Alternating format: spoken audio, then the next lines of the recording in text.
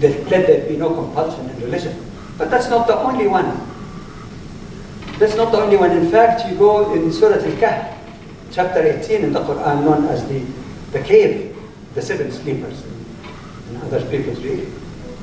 And it says, ordering the Prophet. God is telling the Prophet, this say, O Prophet, this is the truth from my Lord, the Quran, the word of Allah, to Muslims.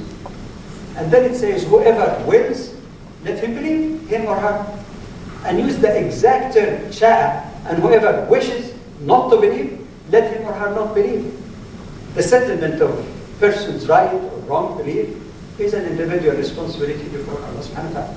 I have personally been in many interfaith dialogues where not only Baha'is, but Sikh, Hindus, Buddhists, and Taoists. Actually, this is one unique interfaith council we have in the Halifax regional municipality. And we meet as friends, we talk, we exchange, we dialogue sometimes. But the fact that one has a different belief doesn't mean denigrating others. I hope I wasn't offensive. First, thank you for coming, and I'd like to thank you for touching most of some of the sensitive issues, in this letter. But one of these issues, which everybody now knows, that Islam is tagged with terrorism, and you mentioned some of the examples about how the Prophet prevented his companions from terrorizing this guy who was trying to make sure the name of the mosque. So I wish you can elaborate more on this, and I wish you also can a little bit about how the Prophet was talking about extremism. Extremism, always. Okay, before the Prophet, my methodology is always to begin with the Quran, and I do that in my classroom, in public talks as well.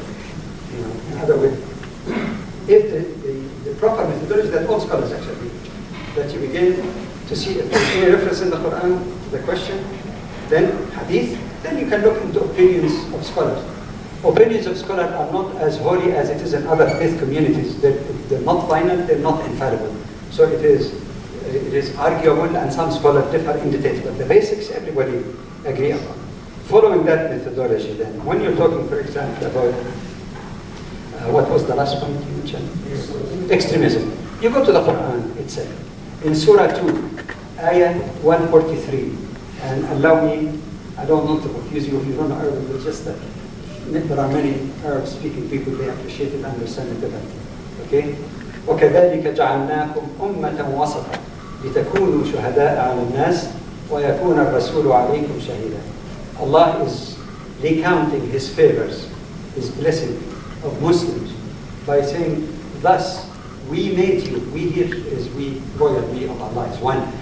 Thus we made you, meaning O Muslim, a community of believers that is justly balanced. Some translated wasatan as moderate. It has the meaning of moderation, but not as some politician define moderation. But moderate, but more accurately, justly balanced ummah. So that you may be witnesses for Allah to humankind, as the Prophet, meaning Muhammad, peace be upon him, is a witness for Allah to you. That is as far as the question of moderation in the positive sense, not political dictionary. Moderation of just balance. So that is mentioned in the Quran as a virtue, as a blessing. As far as the opposite of moderation, which would be perhaps the closest word, extremism. The Quranic term that is close to the term extremism is ghulu, meaning which literally exaggerate, to go to an extreme. For example, it says, "O people of the book, don't exaggerate in your religion, and don't say about Allah except for the truth." For example, so we get moderation and the opposite of that. Then you go to hadith. In the hadith of the Prophet, peace be upon him, also he warned against exaggeration, even in doing good work. Imagine, even in doing good work. In one hadith he says, beware, yakum al-ghulu, beware of going to extremes, because it destroys people before you, i.e. extremism destroys, even if Muslims are the culprit who are falling into that extreme. Islam is not identical with Muslims any more than Christianity and the teaching of Christ is identical with any Christian, including Timothy McVeigh, for example. No, we have to really use the teaching as the criterion to judge those who claim to follow it. Stop by empty claims. So here you go again, the same kind of theme of it. But I'll just give you one example, finally, that how the Prophet objected even to extremism in good things like worship. One time he was sitting, he overheard, a couple of people, 3 persons at least, they discussed among themselves. And they said, how can we get close to Allah and be really pious and righteous? As far as the Prophet is concerned, he made it. He's the closest, he made it, no problem. But what can he do? So one of them said, okay, I plan to pray every single night, stand in prayer for hours, all night. The other one wanted to say, okay, for me, I'm going to fast each and every day. Not just Ramadan, which is mandatory, a month, no. Every single day I'll fast from food from dawn to sunset. And the third person said, and me, to worship Allah properly and devote myself totally, I'm not going to get married to any of those women, lest meaning they might divert my attention to something else other than the worship of Allah. Just like the thinking of, initial thinking of monks and so on, total devotion to God. Keep away from women, they're dangerous. Anyway, so the Prophet apparently overheard what they were saying. So he went to them, and just to use that contemporary language, are you guys who said such things? They said, yes, O Messenger of Allah. He said, listen, you know that I am the most close of you to Allah, and the one who heeds Allah or God most of you. You admit it, amen. Nobody will dispute that. He's close to Allah, he's most pious in his life. He said, however, I prayed part of the night. I did extra prayer, not the 5-day prayer. I prayed some part of the night, and I rest. I sleep also. I fast, that is optional fasting, some days, but I also break the fast. The other days, not fasting all the time. And I also get married to women. I did not find it dangerous or anything. Okay, so he said, this is my way.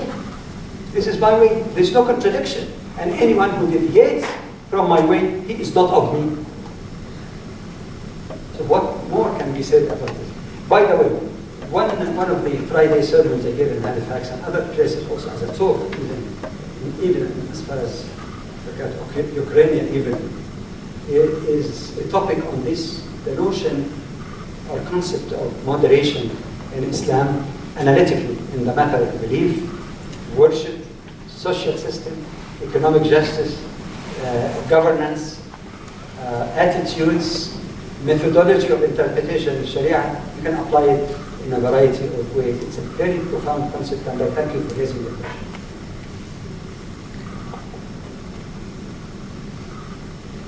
What was the Prophet's religious beliefs before the revolution of Islam?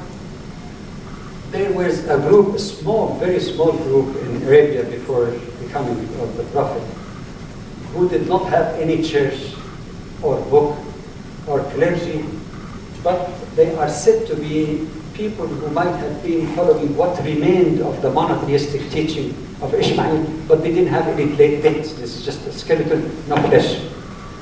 And what they did basically, based on just good thinking, that these idols can do no harm or good for you. But since they died in it, they call Hanifi. They say there were even like half a dozen, so not too many people really. The Prophet was not even one of them, but as the Quran, and I believe the Bible, biblically also you find that notion, that when God destines a person to be a prophet, he prepares him for that job. For example, Moses was raised right in the house of the Pharaoh who wanted to kill him. SubhanAllah, Allah has his own designs. So